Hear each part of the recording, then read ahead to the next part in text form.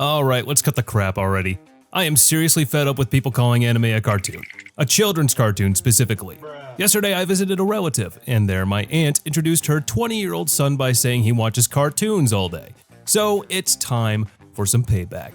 Cause today I have the 10 best hardcore anime which are only for adults. So the next time someone calls anime a cartoon, throw this in their face, and if you have the courage, take their 13-year-old kid and make him binge watch every show on this list so that we can traumatize the hell out of him, will ya? And I can guarantee that that kid will definitely enjoy these cartoons. So without further delay, let's dive in. To start on the list, we have Netsuzo Trap. This anime stands out for its emotionally uncomfortable narrative, and by any chance you don't feel uncomfortable watching this, you need help. The story revolves around two girls tangled in a toxic secret relationship while both are dating boys. Here, the dark tones does not come from any violence, but from the emotional manipulation, cheating, and abusive undertones of the characters' relationships. But this show isn't for everyone. Whether or not you enjoy Netsuzo Trap will depend pretty much exclusively on whether you can empathize with the main characters, regardless if you think they're right or wrong. If you watch anime purely for the escaping part into a happy fantasy land, you likely won't find much value in this one. But if you find character studies more interesting or like watching characters who aren't perfect and have all the flaws and fears that real people might have, then this might be more your kind of thing. The story as a whole is fairly tight and works its way soundly to a fairly conclusive ending that, for once, doesn't require further reading of any source material to appreciate. So watch this for something unique that will ruin your whole day. And at number 9, we have Revisions. This is a prophecy for you, where 5 people will meet huge adversaries and only you can protect everyone. Not unique, but still sounds kind of fun, doesn't it? Time travel, giant mechs, and a dystopian future. Mix them all together, and what do you get? Well, it's this show. Set in a post-apocalyptic world, it follows high school students caught in a conflict between humans and cybernetic beings. The show focuses on a fairly interesting thematic exploration of destiny within a context where time travel is possible.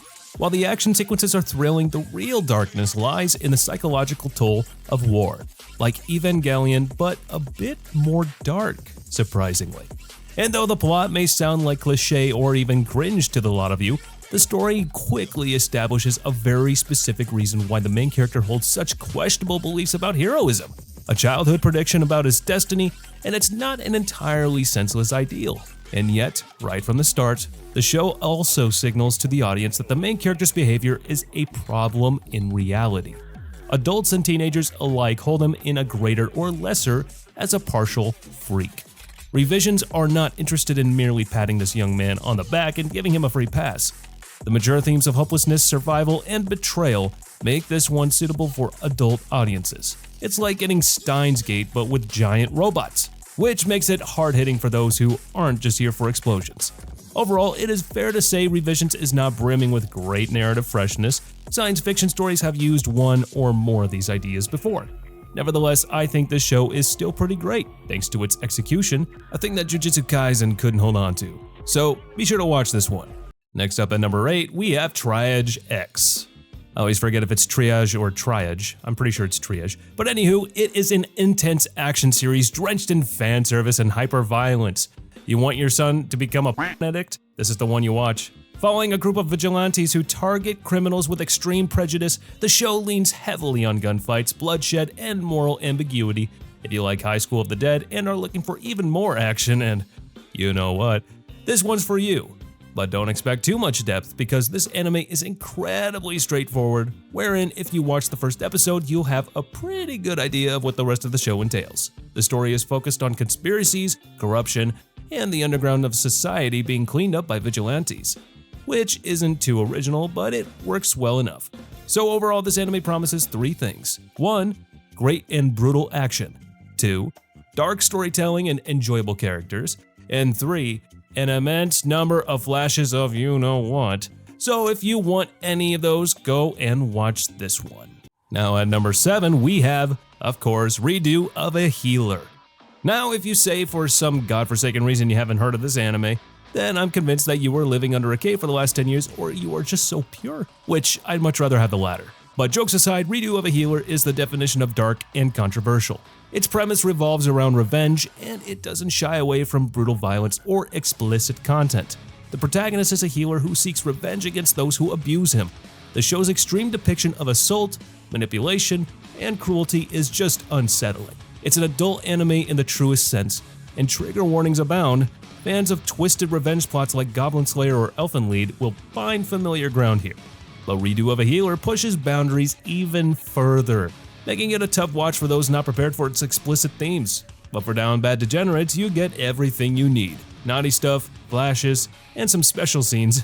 Well, it's all there. This anime was just inches close to being a special type of anime that is only found on special sites. But jokes aside, this anime is quite dark and disturbing. But if you are hungry for something like that and haven't seen the show yet, then go ahead and give this one a try. Then at number 6, we have This Ugly Yet Beautiful World. For once, the title of the anime sets the tone perfectly. The show presents a grim philosophical take on the meaning of life and destruction, all wrapped up in a slice of life framework with supernatural elements. The darker themes emerges as the story unfolds, particularly when it dives into existential questions and the characters' fates. While there's no shortage of fan service here, the true adult nature of the show comes from the underlying themes of self-destruction and the darker side of humanity.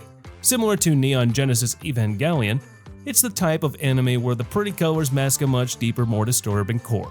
And this anime is definitely a gem, but like any gem in the rough, it's not without its flaws, and it's a lot of them, unfortunately. The story is quite interesting and fairly original. The quality of its presentation varies throughout the series, however. Foreshadowing, for example, is plentiful and very well intertwined into the story, but the characters are not that well written, especially the side characters. They're just there for the sake of being there. I mean, you could just put them in any other anime and it wouldn't change a thing. But still, it's a pretty good anime nonetheless. So be sure to give this one a try. Next up in our 5th spot, we've got Gleipnir. What if I told you an anime could be surprisingly well animated, have characters that get solid development, a fairly interesting story with plenty of mystery and action, a banger of a soundtrack, and all of this combined while still being absolutely edgy, ecchi trash? Well, that's Gleipnir for you. This show throws us into a weird dark fantasy where the line between human and monster is blurrier than ever. Gleipnir isn't the usual story, it's far deeper than you may initially think. I'd consider this close to shows like Monster. The protagonist can transform into a giant monster suit and things only get stranger from there. The gore, the brutality, the themes like obsession and the fragility of morality, and the disturbing relationship dynamics are not something you want your little ones to see. Think of this show as Parasite meets Mirai Nikki. And as for me, Gleipnir was a pleasant surprise, because I thought to see something where the protagonist just gets some random superpowers and with that, he'll get out of anything pretty fairly unharmed. But while I admit that there's a bit of friendship power in here, I would be lying if I said that the whole thing is to build on that only. The main character never wanted to be in such a situation, yet he's here fighting all kinds of monsters. Gleipnir may seem like the type of show that is complete trash, but think twice before you speak. Then at number 4, we have Muv-Luv Alternative, Total Eclipse. To start right off on the bat, most people would probably avoid this one, kinda like me. It isn't about taste matter, but sometimes we find mecha anime that tends to be boring and repetitive. Like it's always about just fighting, and focusing on it so much that the characters are left without even a hint of development. But then I came across this anime, and thank God I did.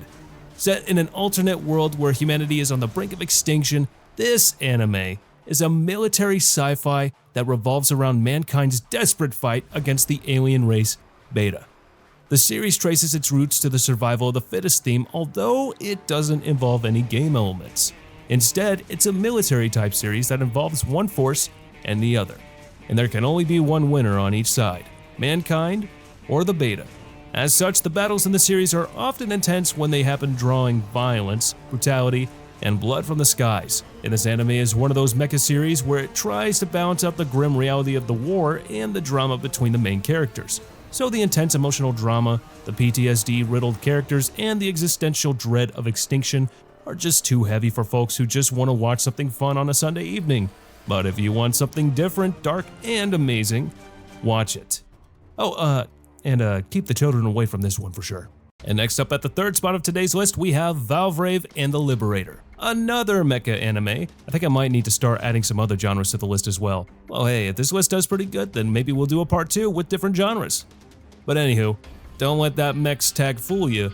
Valvrave the Liberator is not your average mecha anime. The show takes a sharp turn into darkness with themes of war, political manipulation, and forced transformations. I don't know if that line makes any sense, but it is what it is. Oh yeah, forgot about one thing in that line, and that's vampires. Yeah, mix all that and you've got yourself an absurd cocktail.